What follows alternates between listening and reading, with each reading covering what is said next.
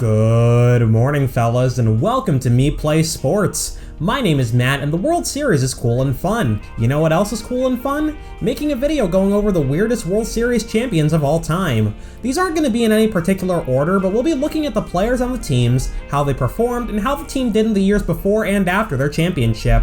After the video, leave a comment letting me know what other championship teams surprised you, and subscribe to Me Play Sports. It's good for the YouTube algorithm. Alright, let's get started. We'll be kicking things off with the Seattle Mariners. We'll be kicking things off with the Washington Nationals, who basically pulled the championship out of thin air in 2019.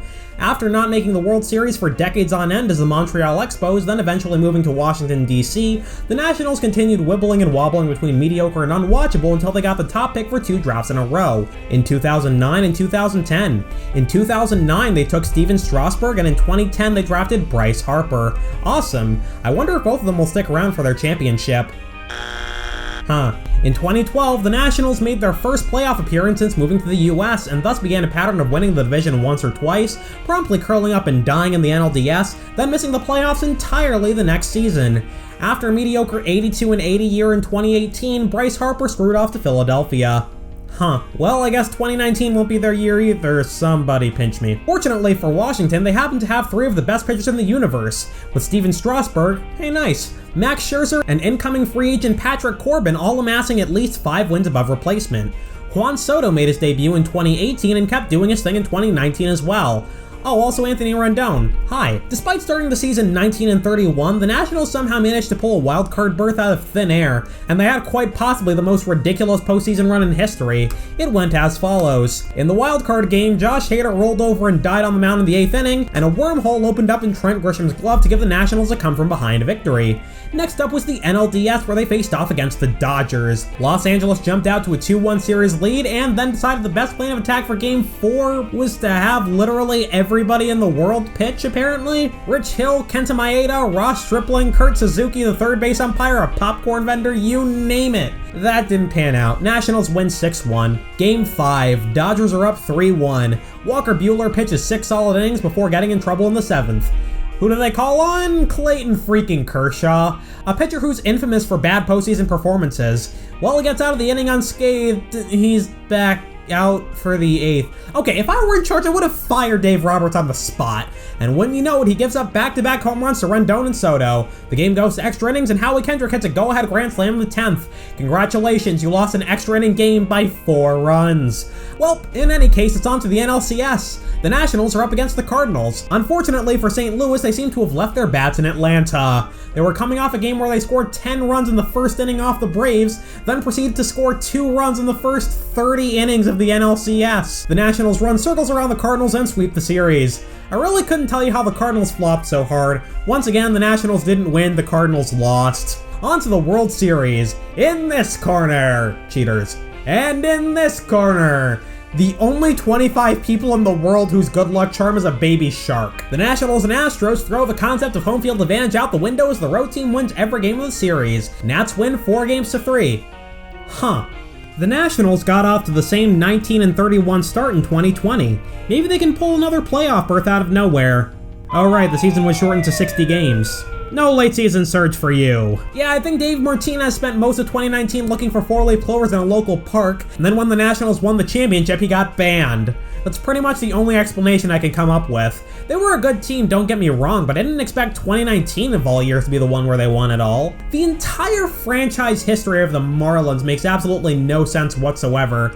They came into the league in 1993, won a World Series in their 5th year of existence, dropped off the face of the earth for a few years, came back and won another one in 2003, faded into obscurity again, lost about 1,100 games per season for nearly 20 years, and then somehow made the postseason in 2020, even though pretty much the entire organization got COVID. They got swept by the Braves in the NLDS, but I just wanted to talk about 2020 for a second, because them making the postseason, even if there were more teams in it this year, was incredibly impressive. Even with all the players who missed time during the season, they managed to put together their best winning percentage in over a decade.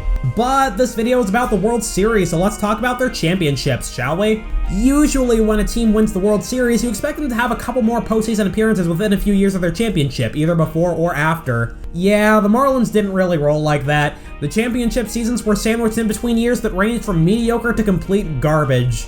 1996, the Marlins finished with an 80-82 record. Nothing too impressive, but then in 1997 they won 92 games and clinched the NL's wild card. They beat the Giants and Braves before meeting Cleveland in the World Series.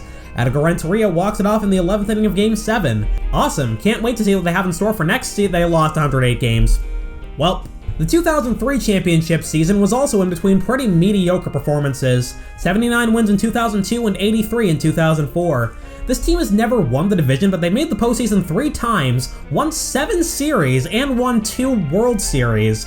That's baseball for you, I guess. We haven't seen a team make it to the World Series with a losing record, although the Rays nearly let the Astros do it last season. Fortunately, Tampa Bay didn't wind up blowing their 3-0 lead and won Game 7, so we can still have nice things. The closest we've gotten is the 83-78 Cardinals in 2006, the champion with the worst record in MLB history. Hello everyone, look at this disaster of rotation. Now back to me, now back at their rotation, now back to me. Sadly, they're not me. I turned 4 about a week after the World Series ended, and as you know, 3-year-olds typically don't get to play high-level baseball.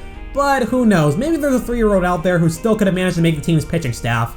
I mean, Jason Marquis pitched to an ERA over 6, but somehow managed to put up a record in the ballpark of a typical Jacob deGrom season. Actually, deGrom has somehow had a winning record every season, so, joke canceled. Overall, the pitching was about what you'd expect for a team that barely finished above 500. Not awful, but not particularly good either. As you would probably expect from a Cardinals team in the 2000s, they were led by Albert Pujols, who put up some incredible numbers in the 06 season, which would be good for a triple crown most years.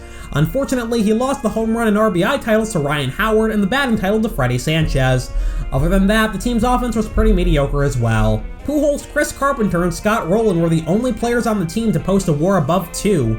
In fact, they were all worth at least 4.9 wins that year. Let's compare that to another championship team. If you take the 06 Cardinals and compare them to the 2018 Red Sox, you'll find that Boston had a whopping 10 players worth at least 2 wins.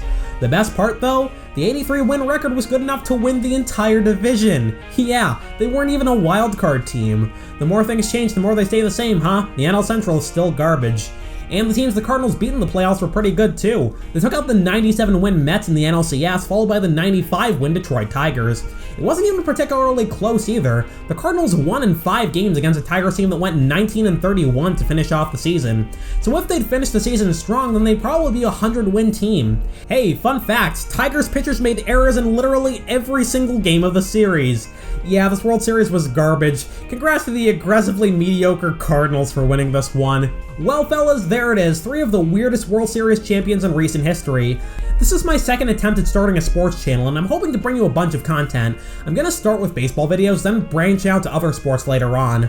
Subscribe to this channel as well as my gaming channel, Me Plays Games, where we mostly talk about speedrunning. Leave a comment letting me know what team you wouldn't have expected to win a championship, and tell me what other videos you'd like to see me make. I'll see you all in the next one. Good night fellas, sleep well.